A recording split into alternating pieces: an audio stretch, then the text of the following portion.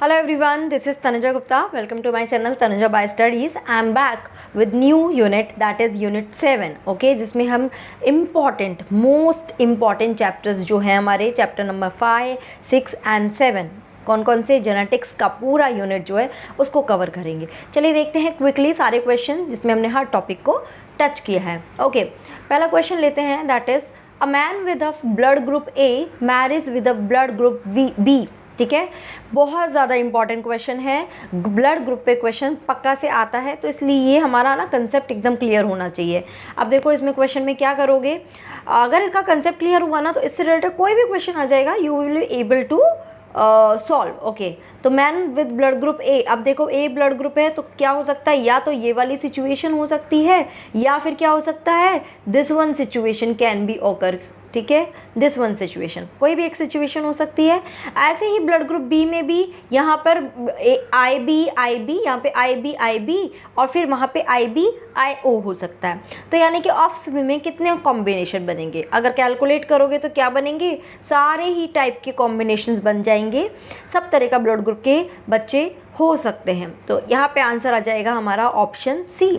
Clear नहीं है तो you can go through the video also of my this one chapter, तो उससे आपको और क्लियर हो जाएगा, बट क्लियर करके रखना, क्वेश्चन पिक होता है। नेक्स्ट क्वेश्चन आते हैं, how many pair of contrasting trait. Very simple question but कई बार मिस हो जाता है। कितने, 7 कंट्रास्टिंग ट्रेट मेंडल ने अपने एक्सपेरिमेंट्स के लिए लिए थे। थर्ड क्वेश्चन आ जाते हैं, the genotype of a husband and wife are this one. ठीक है, जीनोटाइप दे रखा है हस्बैंड और वाइफ का। Among the blood type of their children, how many their different genotype and phenotype are possible? अब देखिए इससे अगर कॉम्बिनेशन बनाएंगे तो 4 तरह के जीनोटाइप बन सकते हैं। बताऊँ मैं, पहला आएगा, देखो आई ए किससे रिएक्ट करेगा, आई ए से करेगा, तो I A, then I A will react I O, that is I O, then फिर आई बी आ जाएगा, आई बी आई ए के साथ रिएक्ट करेगा and then I B I O के साथ। 4 तरह के जीनोटाइप बन गए। जीनोटाइप तो 4 हो गए, अब फिनोटाइप क्या होगा, फिनोटाइप यानी कि आउटर मोस्ट रिजल्ट क्या निकल के आ रहा है, कौन सा ब्लड ग्रुप बन रहा है। तो देखो आई ए से भी ए ब्लड ग्रुप बन रहा है और आई ओ से भी ए ब्लड ग्रुप बन रहा है। ठीक है, ऊपर वाले में बी ब्लड ग्रुप और कौन सा ब्लड ग्रुप बन रहा है, ए बी ब्लड ग्रुप बन रहा है। यानी कि कितने तरह के फिनोटाइप हो गए, 3 फिनोटाइप हो गए। तो हमारा आंसर क्या आ जाएगा, या answer would be option B. चलें आगे।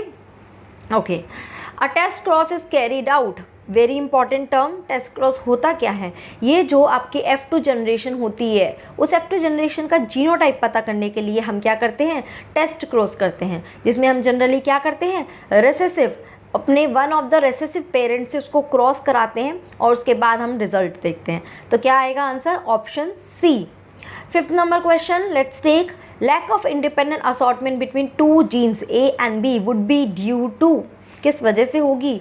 एक्सेप्शन आता है इसमें डाईहाइब्रिड क्रॉस का, दैट इज लिंकेज, कि 2 जीन क्या है वो आपस में इतने पास है, क्या हुए, 2 जीन आपस में इतने पास हैं, ये दोनों जीनों ने कर क्या रखा है, अपना हाथ पकड़ के रखा है। ठीक है, इतना टाइट हाथ पकड़ के रखा है कि एक दोस्त जहाँ जाएगा दूसरा भी वहीं जाएगा, दैट इज कॉल्ड लिंकेज, तो वो दूसरे के साथ उसको फ्रेंडशिप नहीं करने देता।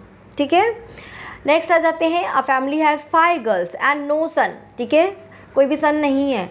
Now what is the probability of occurrence of son in 6th child. Very simple, हर बार जब भी बेबी या ऑफस्प्रिंग होगा, हर बार सन और डॉटर सबकी प्रोबेबिलिटी कितनी होती है, हाफ होती है या 50% होती है, चाहे कितने ही गर्ल्स हो, और उसके बाद भी अगर नेक्स्ट जो होगा उसके वो उस टाइम पे भी सन की प्रोबेबिलिटी हाफ ही होगी, 50% रहता है। ओके, चले आगे। Now next question is, in antirrhinum that is snapdragon, बहुत फेमस एग्जाम्पल है, a red flower was cross with a white flower, in F1 generation pink flower मिलते हैं। ये क्या कर देता है, दोनों कैरेक्टर को ब्लेंड कर देता है। When pink flower are self, the F2 generation shows white, red and pink flower. Now choose the incorrect statement from the following, कौन सा रॉन्ग है। पहला देखते हैं, this experiment does not follow the principle of dominance. Yes, ये क्या है, ये वाला जो एग्जाम्पल है ये एक्सेप्शन हो गया लॉ ऑफ डोमिनेंस का, क्योंकि लॉ ऑफ डोमिनेंस के अकॉर्डिंग ये फॉलो नहीं कर रहा है, उसके अकॉर्डिंग रेशियोज भी नहीं निकल कर आ रहे हैं, क्योंकि यहाँ पे एक पिंक कलर का नया ही फिनोटाइप बन रहा है। नेक्स्ट आता है ratio of F2N is 1/4, then 2/4 and then 1/4. Absolutely correct. Genotype phenotype दोनों ही सेम यही रहता है. Then pink colour in F1 is due to incomplete dominance. This is also correct. अब क्या जाता है, law of segregation does not apply in this experiment. Wrong है. देखो सेग्रीगेशन तो होना ही है, गैमेट का सेपरेशन तो होना ही है, तो ये लॉ फॉलो कर रहा है, बट ये कह रहा है नहीं हो रहा है, तो ये हमारा रॉन्ग स्टेटमेंट है. तो आंसर क्या हो जाएगा हमारा, the answer would be are option D. ठीक है, उसने रॉन्ग स्टेटमेंट पूछा है. Okay. In F1 generation in Mendelian cross showed that both genotype and phenotype ratio are same as 1:1. दोनों रेशो सेम रहते हैं. It is represent a case of, किसका case है, just now अभी हमने बात की, it is a monohybrid cross with incomplete dominance. ठीक है, उसमें ही रेशो दोनों सेम हो जाता है. कंप्लीट डोमिनेंस होगा तो रेशो क्या होगा, फिनोटिपिक रेशो तो 3:1 होगा और जीनोटिपिक रेशो आपका 1:1 होगा. ठीक है, बट यहाँ पे जीनोटिपिक और फिनोटिपिक दोनों ही रेशो क्या हो जाते हैं, 1:1 हो जाते हैं. आगे चलते हैं. Inheritance of skin colour in human is an example of. बहुत एक्चुअली ये पूरा यूनिट ही बहुत इंपॉर्टेंट है. अराउंड 10 to 11 क्वेश्चन पूरी यूनिट से पिक होते हैं, तो अच्छे से पढ़ना ज़रूरी है एंड पूरी कंसेप्ट बेस्ड है. ठीक है, तो पूरा अच्छे से पढ़ लेना इसको. इसका आंसर क्या आ जाएगा, पॉलीजेनिक इनहेरिटेंस. मतलब जब एक कोई फिनोटाइप बहुत ज़्यादा जीन से कंट्रोल होते हैं, एक से ज़्यादा जीन से कंट्रोल होते हैं, उसको हम बोलते हैं polygenic inheritance. Okay, come to next question. हमें मैच करना है. देखिए डोमिनेंस का मतलब क्या है, देखो किसके साथ मैच करोगे, in heterozygous organism only one character express, so this is the dominance. Then codominance, जिसमें क्या होते हैं, दोनों ही अलील क्या हो रहे हैं, एक्सप्रेस हो रहे हैं. ठीक है, तो देखो ए का 2 एंड बी का 3, तो हमारा ऑप्शन डी निकल कर आ रहा है. सी का क्या हो जाएगा, pleiotropic express themselves fully, single gene influence many character. दो टर्म होती है, एक होती है प्लियोट्रॉपिक, एक होती है पॉलीजेनिक. पॉलीजेनिक मतलब कि कोई भी एक कैरेक्टर एक से ज़्यादा जीन से डिसाइड हो रहा है, और प्लियोट्रॉपिक इसका ऑपोजिट होता है कि एक ही जीन एक से ज़्यादा कैरेक्टर को डिसाइड कर रहा है. समझ रहे हो दोनों का डिफरेंस, तो दैट इज़ प्लियोट्रॉपिक. तो हमारा ऑप्शन डी आ जाएगा. ओके. ना मेल हेट्रोगेमेट्री इज प्रेजेंट इन, किसमें होती है, present. It is present in what, mammals and insects. उसमें मेल हेट्रोगेमेट्री क्या होती है, XY होती है. ओके, और XO होती है. ये अलग अलग हेट्रोगेमेट्री है मेल की. ओके, नेक्स्ट डायग्राम देखो. On the basis of sex chromosome shown below, the bird shown is, bird का क्या जेंडर होगा, क्या जेंडर होगा, क्या लगता है आपको, बर्ड का जेंडर मेल होगा. क्योंकि यहाँ पर ये जो है ना एग्जाम्पल, ये क्या शो करता है, फीमेल हेट्रोगेमेट्री शो करता है, मेल हेट्रोगेमेट्री शो नहीं करता. तो यहाँ पे क्या होगा, या तो ZW होगा या ZO होगा. तो अगर ऐसा कॉम्बिनेशन होगा तो वो क्या बन जाएगी, फीमेल, और अगर ये कॉम्बिनेशन होगा तो क्या बन जाएगा, मेल बन जाएगा. ऑपोजिट है ये. Okay. Now which one of the following condition correctly describe the manner of determining sex in the given example? क्या आ जाएगा, homozygous sex chromosome determine female sex in bird, नहीं, करेक्ट, गलत है. XO condition in human as found in Turner syndrome determine female sex, wrong है. मिलता है but female sex को डिसाइड नहीं करता. Homozygous sex chromosome produce make in drosophila, ठीक है, नहीं. हमारा ऑप्शन ये आ जाएगा, option D, that is XO type of sex chromosome determine male sex in grasshopper. ठीक है, ये हमारा करेक्ट ऑप्शन है. चलते हैं आगे. विच of the following is wrong statement regarding mutation. और म्यूटेशन यू नो क्या होता है, तो पहला आ जाते हैं, change in single base pair of DNA does not cause mutation. पहला स्टेटमेंट ही रॉन्ग है, ये रॉन्ग है, इसलिए वो रॉन्ग स्टेटमेंट पूछ रहा है, तो हमारा आंसर यही हो जाएगा.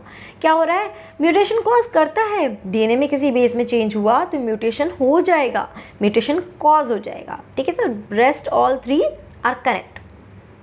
ओके, ये एक फिगर दिया हुआ है, देखो हो क्या रहा है यहाँ पे देखो, ये वाली जो सीक्वेंस है BCD यहाँ नीचे उलट कर आ रही है, और फिर वो भी DCB बन रही है, BCD से DCB बन रही है. किसका एग्जाम्पल है, this is example of inversion. ठीक है, क्या है, इन्वर्जन का एग्जाम्पल है, पूरी सीक्वेंस इन्वर्ट हो गई, पूरी उलट गई, ठीक है। Which are the following cause point mutation, inversion भी पॉइंट म्यूटेशन करता है, deletion, transition, everything cause point mutation, so answer would be all of these. चलो देखते हैं नेक्स्ट, पेडिग्री, वेरी इंपॉर्टेंट, और इस पर तो मैंने बहुत अच्छे से डिटेल में वीडियो बनाया हुआ है, ठीक है, जो बाकी बहुत से बच्चों को उससे कितने डाउट्स क्लियर हुए हैं। Have a look of that video अगर आपको पेडिग्री अभी भी क्लियर नहीं है, ठीक है, आपको वो डेफिनेटली हेल्प करेगा। ओके चलो देखते हैं ये वाली पेडिग्री किसका शो कर रहा है। देखो सिंपल सा है, अगर हम देखो यहाँ पे देख रहे हैं इस फैमिली में ट्रेट है, इसकी नेक्स्ट फैमिली में भी ट्रेट मिल रहा है, एक इसकी डॉटर है और एक सन है, बट अब देखो ये वाली फैमिली से नीचे ट्रेट नहीं आ रहा है। फिर अगर ये फैमिली देखेंगे तो इससे भी ट्रेट नहीं आ रहा है नीचे, ठीक है। उसके अलावा अगर आप देखोगे ये वाली फैमिली तो इसमें देखो पेरेंट में नहीं है और फिर उनके बच्चों में आ गया, और इसके अलावा अगर ये फैमिली देखोगे कि पेरेंट में नहीं है बच्चों में आ गया, यानी जनरेशन स्किप हो रही है। अगर बच्चों में है तो पेरेंट में नहीं है, पेरेंट में है तो बच्चों में नहीं है, जनरेशन स्किप हो रही है, हर जनरेशन में एक्सप्रेस नहीं हो रहा। तो इट इज़ श्योर कि ये रिसेसिव ट्रेट है, इट इज़ रिसेसिव ट्रेट। देखो डोमिनेंट तो कट हो गया यहाँ पे, अब देखेंगे कि ये और कैसे श्योर करे कि ये रिसेसिव ट्रेट है या नहीं है। देखो अभी क्या है यहाँ पे, देखो ये वाला जो है ये मतलब डॉटर को भी इफ़ेक्ट कर रहा है और सन को भी इफ़ेक्ट कर रहा है, पर्टिकुलर सेक्स को नहीं इफ़ेक्ट कर रहा है, तो इसलिए क्या हो जाएगा, it would be autosomal recessive. Clear है, ठीक है, ओके।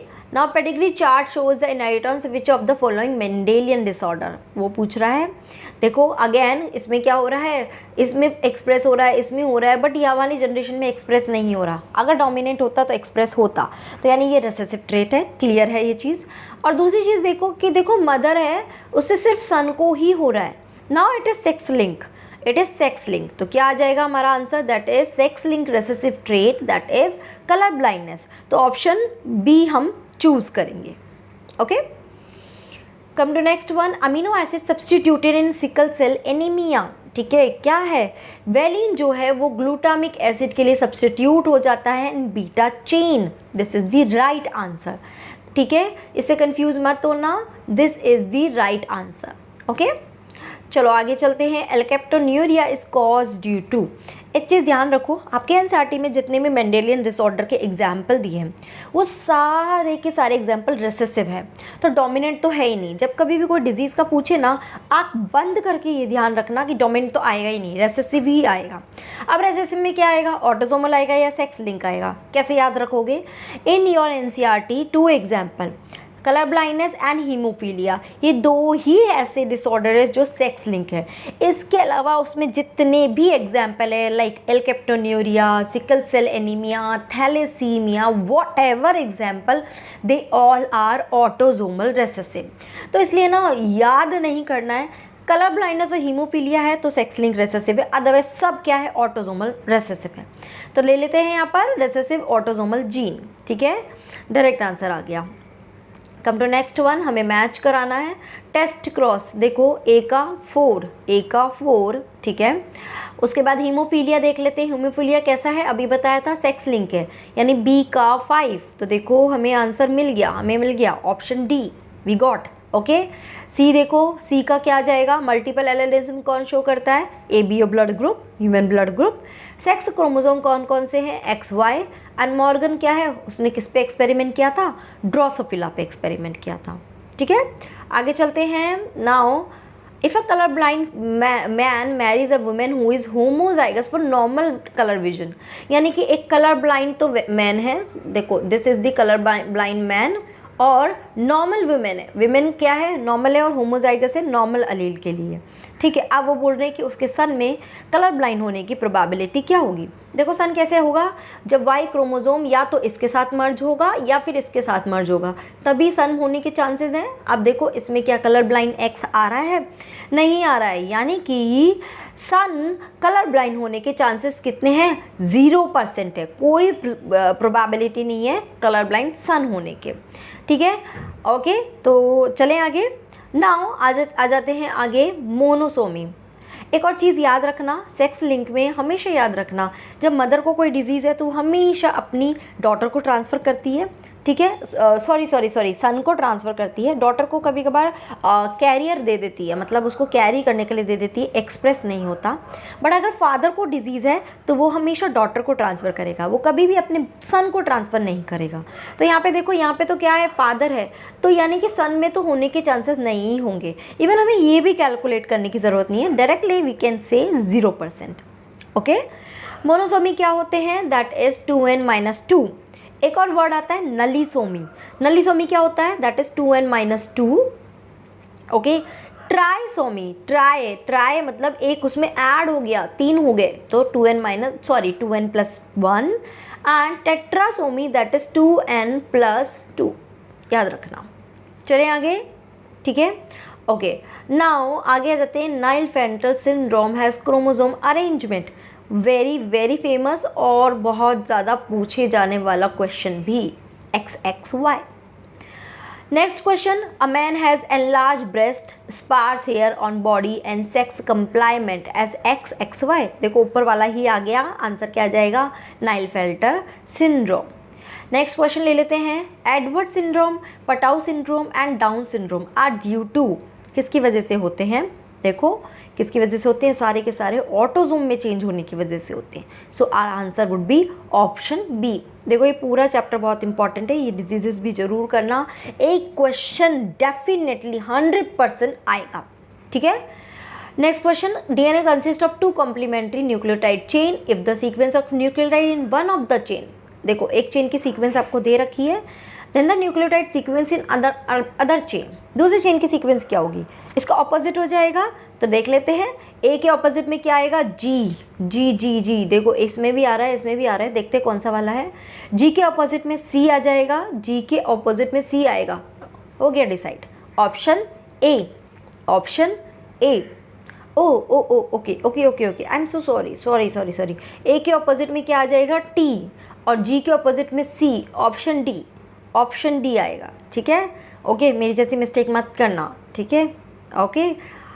ओके ना, association of stone 1 with nucleosome indicates, क्या कर रहा है, उसको एसोसिएट करके और उसको कंडेंस कर रहा है ताकि एक वो क्रोमेटिन मटेरियल बना सके। So DNA is condense into a chromatin fibre. Okay, चलो देखते हैं कि वो बोल रहा है 50 heavy N15-1 DNA are replicated 2 time in the medium of N14, what is obtain. याद है ये एक्सपेरिमेंट, ठीक है। ओके, N14-15 का सेमी कंजर्वेटिव एक्सपेरिमेंट को प्रूव करने के लिए ये हुआ था। ओके, तो अब इसमें क्या होगा, आंसर बता सकते हो, that would be option A. कैसे होगा, समझ आ रहा है कैसे होगा। देखो N15 है, इसको हमने ग्रो करा लिया एक बार, किसमें, N14 के मीडियम में ग्रो कराया, एक बार ग्रो कराया तो क्या बन जाएगा, N15 N14 and then again N15 N14 बन गया, ठीक है। अब ये वापस क्या करेंगे, इसको वापस N14 दिया, इसको क्या दिया, वापस N14 दिया, तो अब इसमें क्या होगा, ये वाले तो वापस N15-14 बनाएंगे, यानी हमेशा हाइब्रिड बनेगा और एक N14 वाला बन जाएगा, इसलिए हमारा आंसर ऑप्शन ए आएगा, ठीक है। चलते हैं आगे। Okay, now come to next, match the column with correct choose option. Avery MacLeod McCarty क्या किया, उसने बोला कि डीएनए जेनेटिक मटेरियल है। ग्रिफिथ ने क्या किया, ग्रिफिथ ने क्या बोला, बता सकते हो, ट्रांसफॉर्मेशन को बताया, ठीक है। देखो इससे डिसाइड हो रहा है क्या, ए का 3 ओके, ये तो पहले ऑप्शन से डिसाइड हो गया। चले आगे।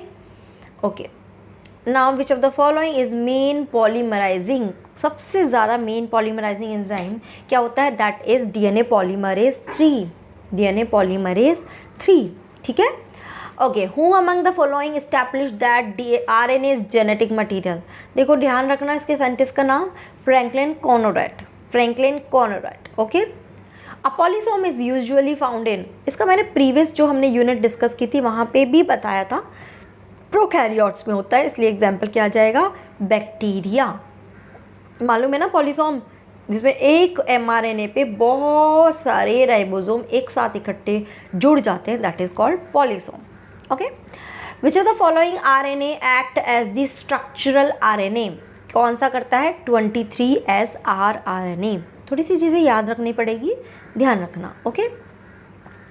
An enzyme that forms the RNA primer during DNA replication is designed, क्या करता है RNA प्राइमर बनाने का काम कौन सा एंजाइम है, दैट इज प्राइमेज। ये सारे एंजाइम्स के रोल ध्यान रखना, जो भी DNA रेप्लिकेशन में जो जो एंजाइम यूज आते हैं सबके रोल ध्यान रखना, okay. The control of gene expression takes place at the level of, किस लेवल पे जीन का एक्सप्रेशन कंट्रोल होता है, at the level of transcription, ठीक है। यहाँ पे ये रोल कंट्रोल होता है कि होना है आगे या फर्दर नहीं होना। Okazaki piece of DNA are joined by the enzyme, बहुत अच्छे से पता है क्या है लाइगेज। ये क्या करता है पॉलीन्यूक्लियोटाइड लाइगेज, ये क्या करता है फॉस्फोडाइएस्टर बॉन्ड बनाता है, क्या करता है फॉस्फोडाइएस्टर बॉन्ड बनाता है, ठीक है, okay. The next question is the enzyme that remove RNA primer during DNA replication is, क्या आएगा, दैट इज़ DNA पॉलीमरेज। मैंने बहुत डिटेल में DNA पॉलीमरेज 1, 2 एंड 3 उनके क्या रोल बता रखे हैं। ये क्या करता है, ये एरर को रिपेयर करने का काम करता है, जहाँ भी एरर आएगा उसको रिमूव करेगा, और इसके साथ ही RNA प्राइमर के रिमूवल का भी काम करता है, ओके। चलो आगे लेते हैं।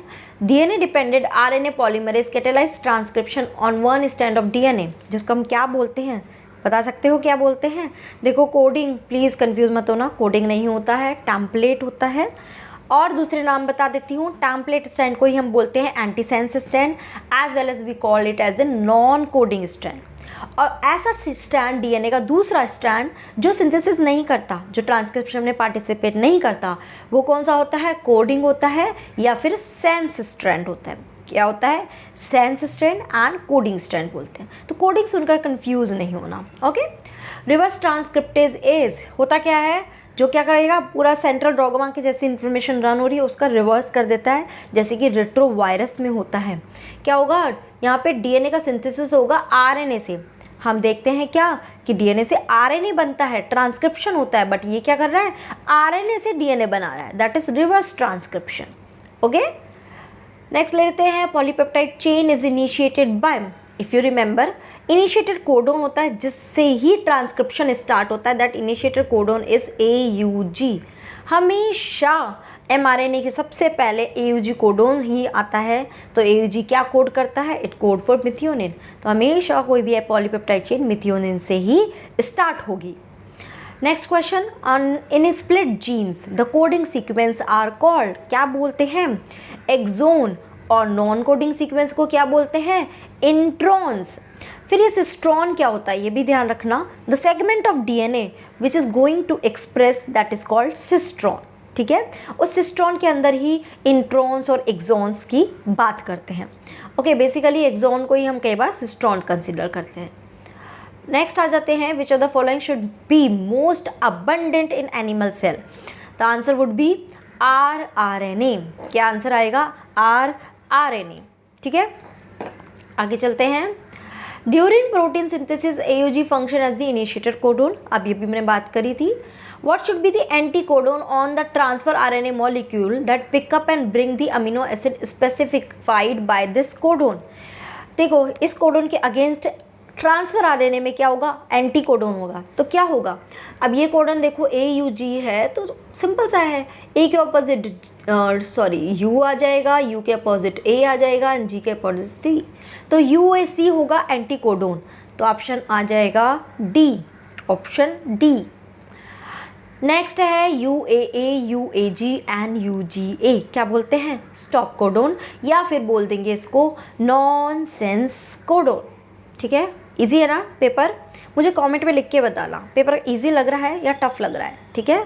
इजी लग रहा है तो और टफ लग रहा है, दोनों ही चीज़ अच्छी है, कोई प्रॉब्लम नहीं है। टफ लग रहा है तो आप और थोड़ा सा देख लीजिए उसे, इजी लग रहा है तो और अच्छी बात है, फिर भी थोड़ा देख लीजिए, ओके। चलिए बात करते हैं, okay. The amino acid attaches to the transfer RNA at its, क्या करते हैं, 3 प्राइम एंड पे अटैच होता है, ठीक है। 3 प्राइम एंड कौन सी सीक्वेंस होती है बता सकते हो, CCA। हालांकि ये दिया हुआ नहीं है NCERT में, नो प्रॉब्लम। चले आगे, the amino acid valine is recognise by the triplet. देखो अमाइनो एसिड वैलिन जो है वो GUU से भी रिकग्नाइज हो रहा है, GUC से भी, GUA and GUG, 4 different type के कोडोन से एक ही तरह का अमाइनो एसिड रिकग्नाइज हो रहा है, ठीक है। So this character of code is referred to as, क्या बोलते हैं, जेनेटिक कोड की कुछ टर्म्स दी हुई है, इसको हम बोलेंगे डीजनरेसी। मतलब क्या कि किसी भी कोडोन को किससे बना होता है, 3 नाइट्रोजनस बेस से बना होता है, जिसमें जो थर्ड बेस होता है उसका कौन सा अमाइनो एसिड कोड होएगा उसको डिसाइड करने में उसका कोई रोल नहीं होता। फर्स्ट 2 ही है जो डिसाइड करेंगे कि कौन सा अमाइनो एसिड कोड होएगा। अब देखो इसमें फर्स्ट 2 सारे जितने भी है देखोगे तो सारे ही GU है, फर्स्ट 2 GU है, इसलिए ही वैलिन कोड हो रहा है क्योंकि GU डिसाइड कर रहा है वैलिन की कोडिंग के लिए। ओके, इसके अलावा ध्यान रखना यूनिवर्सलिटी क्या होता है, मतलब क्या कि कोई कोडोन है, सपोज AUG है, वो क्या कोड करता है, मिथियोनिन कोड करता है। अब वो प्रोकैरियोट्स में भी हो, यूकैरियोट्स में हो, किसी भी ऑर्गेनिज्म में हो, वो हमेशा मिथियोनिन ही कोड करेगा। That is known as universality. Non ambiguity का मतलब क्या है, एक कोडोन एक ही तरह का अमाइनो एसिड कोड करेगा। अब देखो GUU या ये वाले कोडोन है, वैलिन से ज़्यादा कोड नहीं कर रहे, एक ही अमाइनो एसिड कोड करेगा, that is called non ambiguity. And commaless मतलब जितने भी कोडोन हैं इनके बीच में कॉमा नहीं होता, कॉमा के बिना ही रीड किए जाते हैं, दैट इज कॉमालेस। चलिए आगे। ओके, ना PCR and restriction fragment length polymorphism क्या है, RFLP, restriction fragment length polymorphism। they are the methods utilized for, किसके लिए होते हैं, come on tell me come on, that is genetic fingerprinting।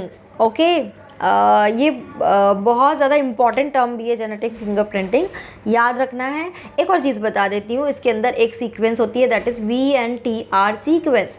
जब ह्यूमन जीनोम प्रोजेक्ट हुआ था तो उसकी वजह से 2 सीक्वेंस पता हुई थी, मिनी एंड माइक्रो सैटेलाइट, उसमें क्या हुआ तो क्लियर है, VNTR सीक्वेंस होती है इसके अंदर, ठीक है। नेक्स्ट आ जाते हैं 49 क्वेश्चन पे।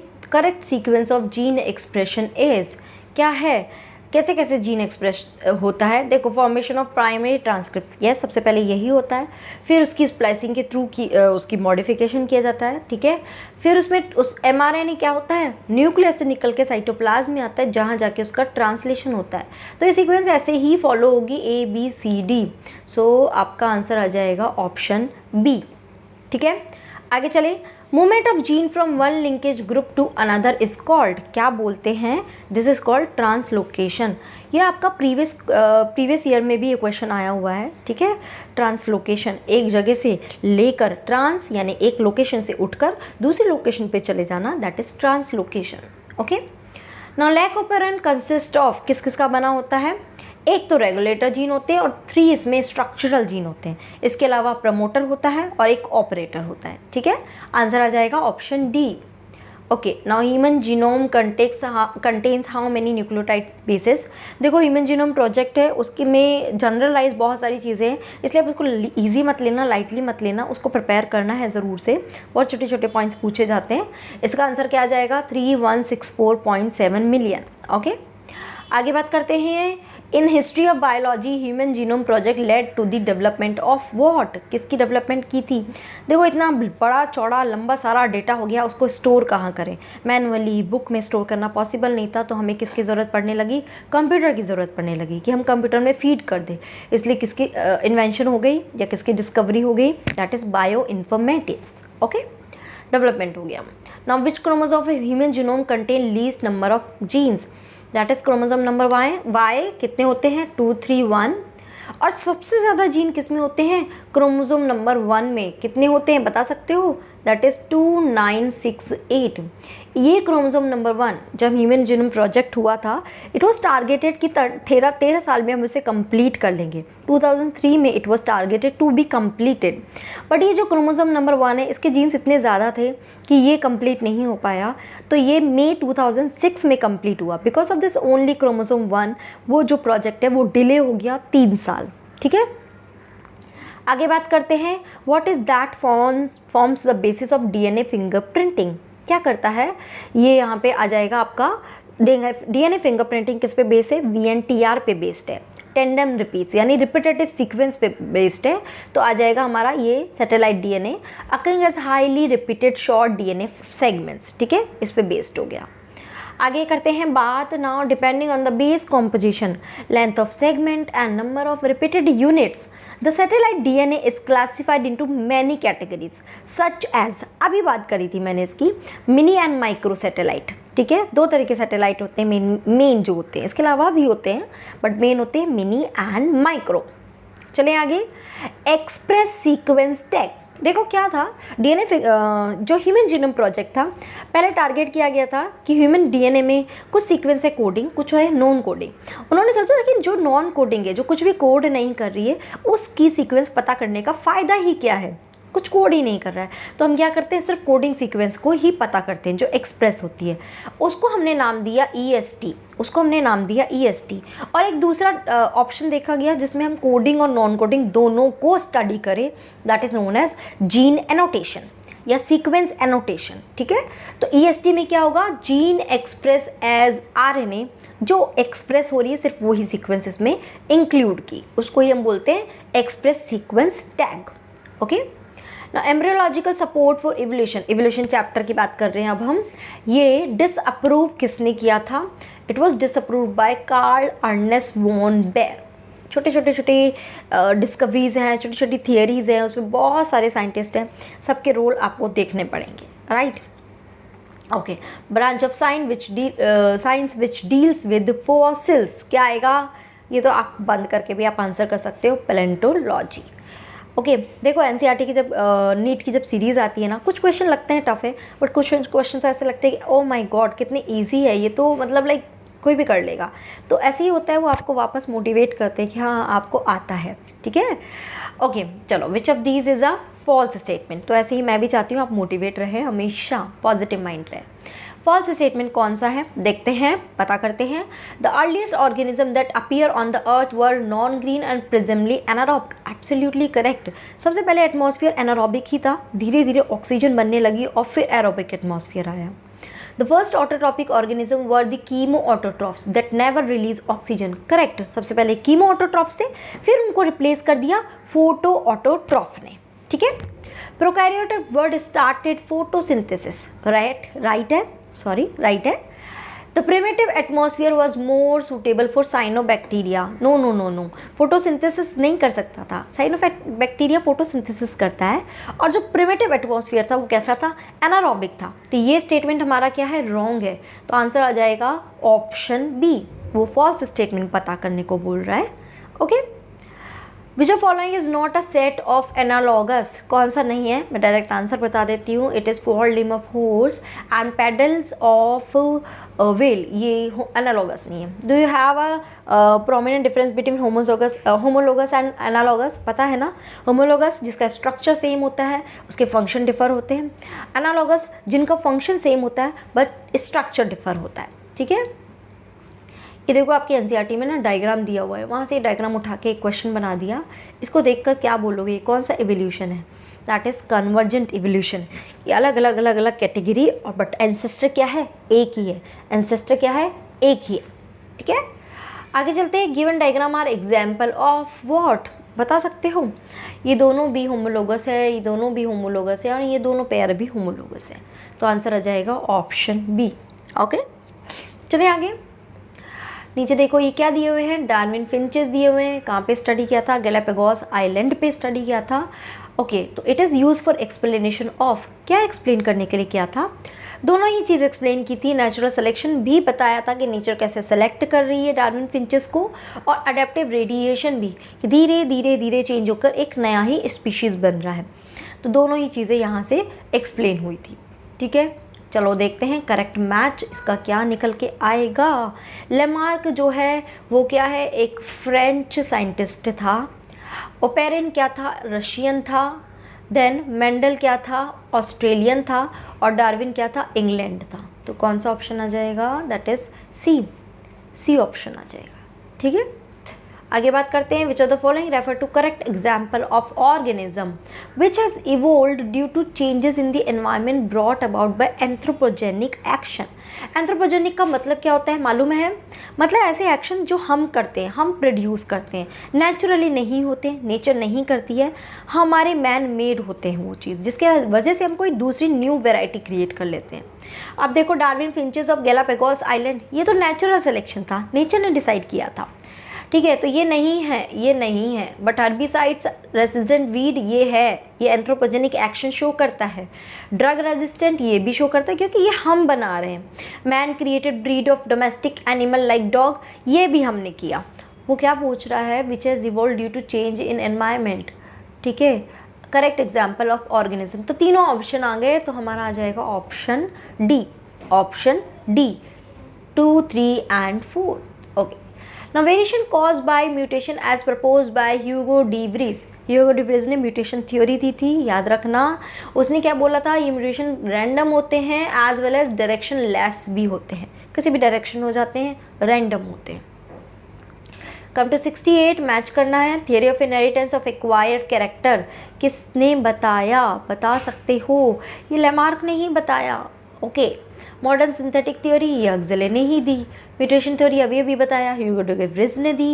And theory of natural selection Darwin ने दिया। देखो सामने के सामने ही मैच कर रहा है, तो क्या आ जाएगा हमारा? That is option B, option B, ठीक है। फास्ट जा रहा है तो प्लीज़ मुझे बताइए कमेंट सेक्शन में, थोड़ा स्लो करती हूँ, ओके, बट मैं मैक्सिमम कवर करने की कोशिश करी हूँ क्वेश्चन मिनिमम टाइम में। Okay, which of the following process affect the Hardy Weinberg equilibrium to cause variation at genetic level? कौन सी चीज़ है जो क्या करती है? हार्डी-विनबर्ग प्रिंसिपल उसमें वेरिएशन कॉज करती है। म्यूटेशन भी करता है, जीन माइग्रेशन, जेनेटिक ड्रिफ्ट भी करता है, नेचर भी सेलेक्ट करती है, उससे भी ये प्रिंसिपल जो है फॉलो हो रहा है, यानी कि all of these, all of these.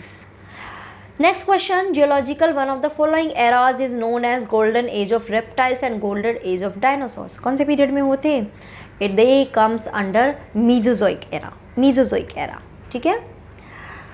Correct order क्या है? कौन जो एराज है उनके करेक्ट ऑर्डर क्या है? पैलियोजोइक आया था पहले, फिर मीजोजोइक आया था और फिर सीनोजोइक आए थे। उसके अलावा आपके एनसीईआरटी में जो और दूसरे दे रखे हैं ना, कार्बोनिफेरस, सिल्यूरियन, डेवोनियन, कैम्बियन, जितने भी दे रखे हैं ना, उनकी भी एक बार जस्ट सीक्वेंस देख लेना, ठीक है, उस पर भी क्वेश्चन पिक हो जाता है, तो सीक्वेंस देख कर रखना। Cenozoic era is also known as, क्या बोलते हैं इसको? जिसमें मैमल आए थे और मॉडर्न फ्लोरा, एंजियोस्पर्म डेवलप हुए थे और मैमल्स आए थे इस एरा में, ठीक है। डायनासोर्स के बाद हम मैमल्स ही आए हैं। Okay, first human like creature being the hominid was called, hominid को क्या बोलते हैं? आई मीन लाइक जितनी भी नेम है वो सब होमिनिड है। पहला जिसको क्रिएचर ह्यूमन लाइक क्रिएचर बना, क्योंकि इससे पहले सारे एप लाइक दिखते थे, एप के जैसे दिखते थे, तो ह्यूमन लाइक क्या था? होमो हैबिलिस, ये थोड़ा सा ह्यूमन के जैसे दिखता था। होमो सेपियन इवॉल्व्ड इन, कौन से? प्लिस्टोसीन में इवॉल्व हुए थे, प्लिस्टोसीन में इवॉल्व हुए थे। एंड लास्ट क्वेश्चन, ये सारे होमिनिड को उनके ब्रेन साइज से मैच करना है। कम ऑन, देखते हैं। होमो हैबिलिस 650 to 800 था सीसी, ये रॉन्ग है, सीसी। निएंडरथल, निएंडरथल क्या होगा? निएंडरथल वाला आएगा 1350। होमो इरेक्टस खड़े होके चलने वाले 900 एंड होमो सेपियन 1400। देखो आई नो वेरी वेल कि एनसीईआरटी में आपके होमो सेपियन की 1350 सीसी दिया हुआ है और निएंडरथल का तो कुछ दिया ही नहीं है। बट आप क्या करोगे, अगर वैसे डायरेक्ट आता है तो ऑब्वियसली आप 1350 ही चूज़ करोगे, बट अगर ऐसे ऑप्शन में दिया है और कुछ और ऑप्शन नहीं मिल रहा है मैचिंग का, तो डेफिनेटली आप यही चूज़ करेंगे, ठीक है। सीक्वेंस एक बार बता देती हूँ। रामापिथेकस, फिर क्या आ जाता है? ड्रायोपिथेकस, देन ऑस्ट्रेलोपिथेकस, फिर आ जाते हैं होमो हैबिलिस, उसके बाद क्या आ जाते हैं हमारे होमो इरेक्टस, खड़े होकर चलने लगे, फिर Neanderthal and then Homo sapien. Homo sapien को ही हम क्या बोलते हैं? Modern man. तो क्या आंसर आ जाएगा इसका? 1 का 3 और 2 का हमने क्या किया? 2 का हमने बी किया है, तो ऑप्शन बी आ जाएगा, ठीक है। सो आई होप हर टॉपिक आपका टच किया है मैंने और आपको पूरा ऑलमोस्ट रिविजन भी हुआ होगा और इसके साथ ये क्वेश्चन भी आपके प्रिपेयर हुए होंगे। मुझे कितना आपको ये टेस्ट सीरीज़ बेनिफिट कर रही है, कितना आपका कॉन्फिडेंस लेवल बढ़ा रही है या आपको और अच्छा प्रिपेयर करा रही है, please tell me in comment section. मुझे भी पता चलना चाहिए कि आपको कितना ये फ़ायदा हो रहा है टेस्ट सीरीज़ का, ठीक है। And keep doing practice a lot of question, जितना प्रैक्टिस कर सकते हो उतना करो। रिविजन भी ज़रूरी है, बिना रिविजन के टेस्ट सीरीज़ देने का कोई फ़ायदा नहीं है। And yes, one more thing I need to tell you, मेरे टेलीग्राम चैनल पे मैं इन सब के पेपर लिंक आपको शेयर कर रही हूँ। आप क्या कर सकते हैं, या तो पहले एक पेपर जो मिल रहा है उसको सॉल्व करिए, फिर मेरी ये वीडियो देखिए और इसके साथ मैच करिए कि आपका आंसर कितना राइट है और रॉन्ग है। उससे भी आपको बहुत हद तक फ़ायदा होगा, ठीक है। और अगर आपके पास टाइम नहीं है तो डायरेक्टली आप ये वीडियो वॉच कर सकते हैं। हैंड टू हैंड अपने आप को जज करिए कि आपको कितना आंसर आ रहा है या नहीं आ रहा। सी वन मोर थिंग, अगर यहाँ पे आपका स्कोर कम हो रहा है फिर भी डीमोटिवेट होने की ज़रूरत नहीं है। यहाँ पे आप कितनी भी गलती करना आपको अलाउड है, ठीक है। यहाँ पे गलती करोगे तभी आप एग्जाम में वो गलती रिपीट नहीं करोगे। येस, एंड जो भी गलत आपके क्वेश्चंस होते हैं हमें सिर्फ उस पर वर्कआउट करने की ज़रूरत है। जो राइट हो रहे हैं उसको हमें दोबारा देखना भी नहीं है, बिल्कुल देखने की ज़रूरत नहीं है। जो रॉन्ग है सिर्फ वही हमें देखने की ज़रूरत है। इवन ड्यूरिंग द एग्ज़ाम से पहले भी अगर आप कुछ रिवाइज़ करना चाहते हो तो जितने भी आपके रॉन्ग क्वेश्चंस हुए ना, आप उनको रिवाइज़ करके जाइए, मतलब उनके रिलेटेड टॉपिक्स रिवाइज़ करके जाइए। जो राइट है वो तो राइट है, वो तो अभी भी राइट है और वो एग्ज़ाम में भी राइट ही रहेंगे, ठीक है। Okay, so all the very best from my side and keep doing study and have a positive mind set. Thank you so much guys for watching this video.